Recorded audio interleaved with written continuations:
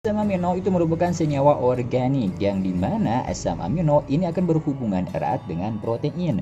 Karena asam amino adalah bahan baku pembentukan protein dan protein itu sendiri sangat penting bagi kelangsungan hidup pada manusia, hewan, dan tumbuhan. Secara umum, tanaman mampu mensintesis asam aminonya sendiri melalui bahan dasar karbon, oksigen, hidrogen, dan nitrogen melalui proses biokimia yang kompleks. Namun, proses tersebut itu membutuhkan energi yang besar. Tanaman mensintesis asam amino dari unsur-unsur primer seperti karbon dan oksigen yang diserap melalui udara dan tanah.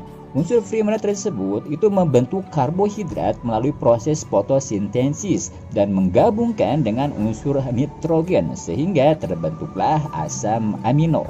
Pada intinya, setiap tanaman itu bisa memproduksi asam amino atau sudah ada terdapat asam amino pada setiap tanaman dan itu disebut asam amino non-esensial. Berikutnya, walaupun tanaman itu sendiri bisa memproduksi asam amino, tapi kita bisa juga menambahkan asupan asam amino pada tanaman melalui daun atau perakaran dan itu disebut asam amino esensial. Kalau yang tadi asam amino non-esensial. Nah, kita ambil contoh seorang binaraga yang memakan puluhan butir telur setiap hari. Nah, hal tersebut itu dilakukan karena telur itu mengandung banyak protein yang penting untuk membangun otot. Nah, sementara protein itu sendiri dibangun oleh asam amino. Dan asupan tambahan itu disebut asam amino esensial. Begitupun pada tanaman, sahabat tani bisa menambahkan asupan suplemen seperti asam amino untuk lebih memaksimalkan dari pertumbuhan tanaman dan produksi tanamannya itu sendiri. Saat ini sudah banyak di pasaran merek dagang yang terdapat kandungan asam aminonya. Nanti di akhir-akhir video saya akan memperlihatkan juga beberapa contoh merek dagang yang ada kandungan asam aminonya. Atau sahabat tani juga bisa membuat asam amino tersebut dari ikan, kacang-kacangan, telur, dan lain-lain dengan cara difermentasi. Insya Allah nanti saya akan buatkan juga video cara membuat asam amino dari berbagai jenis bahan tersebut. Sahabat tani, ada sekitar 20 jenis asam amino yang dapat membantu memaksimalkan pertumbuhan tanaman dan dari sekitar 20 asam amino tersebut itu terbagi ke dalam dua bagian. Pertama, asam amino esensial yang dimana asam amino esensial itu mesti menambahkan asam amino tersebut pada tanaman melalui daun atau perakaran. Dan yang kedua yaitu asam amino non-esensial yang dimana tanaman itu sendiri itu sudah memproduksi asam amino tersebut. Nah, sahabat tani, tanaman itu pastinya membutuhkan nutrisi unsur hara makro maupun mikro seperti nitrogen, fosfat, kalium, dan lain-lain. Namun, penelitian menunjukkan bahwasanya tanaman itu juga membutuhkan suplemen seperti asam amino yang dapat meningkatkan kualitas dan kesehatan pada setiap tanamannya itu sendiri. Berikutnya, saya akan membahas 2 fungsi dan 7 alasan penting mengapa tanaman membutuhkan asam amino. Fungsi yang pertama yaitu agen chelating, yang dimana asam amino itu mempunyai peran membantu penyerapan unsur hara pada tanaman. Pada musim penghujan, unsur hara N nitrogen itu di tanah ketersediaannya bisa jadi sudah tercukupi atau bisa jadi malah berlebihan. Nah, di situasi nitrogen yang berlebihan itu akan membuat unsur hara yang lainnya menjadi terhambat dari segi penyerapannya oleh tanaman. Nah, pada kondisi seperti itu, asam amino itu mempunyai fungsi untuk membuat menyeimbangkan. Asam amino itu akan membantu proses penyerapan unsur hara yang lainnya agar bisa mudah diserap oleh tanaman. Begitupun asam amino akan mengatur agar nitrogen tidak berlebihan diserap oleh tanaman. Nah, itulah pentingnya menggunakan atau mengaplikasikan asam amino pada musim penghujan. Yang kedua, asam amino itu berfungsi sebagai promotor dan katalis untuk sintesis berbagai enzim pada tanaman.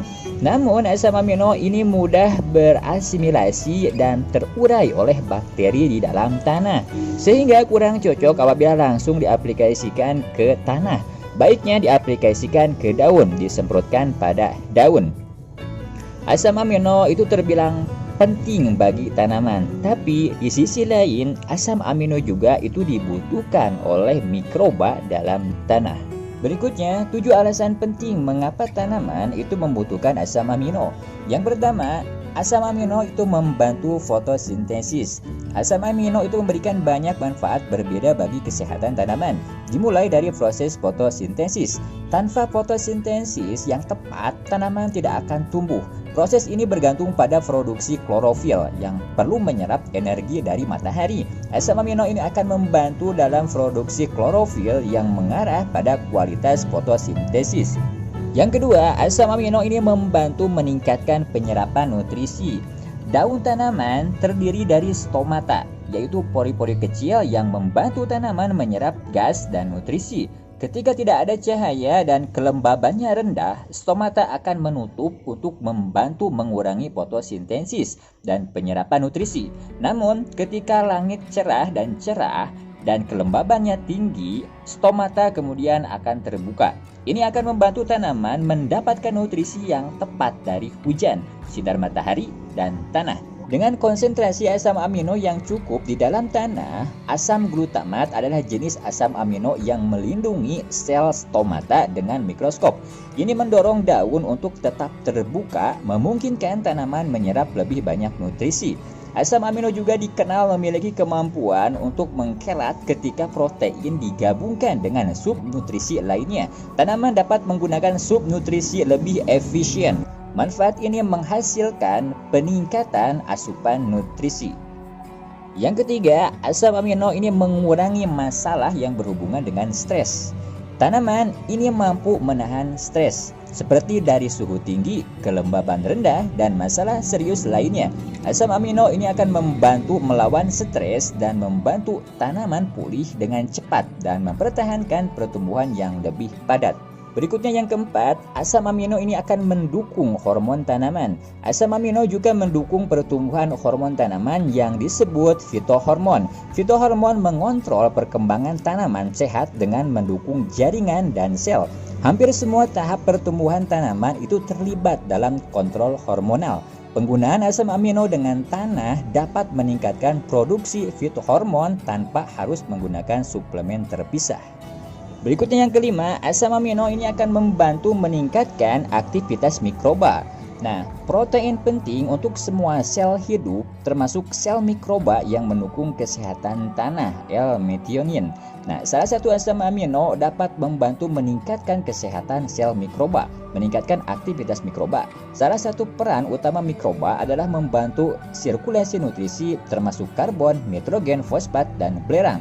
Aktivitas mikroba sehat mengendalikan komponen ini. Tanpa aktivitas mikroba, sebagian besar pupuk tidak akan efektif. Mikroba ini akan membantu mengubah senyawa organik menjadi bentuk anorganik, seperti pengubahan protein dari asam amino menjadi karbon dioksida dan amonium.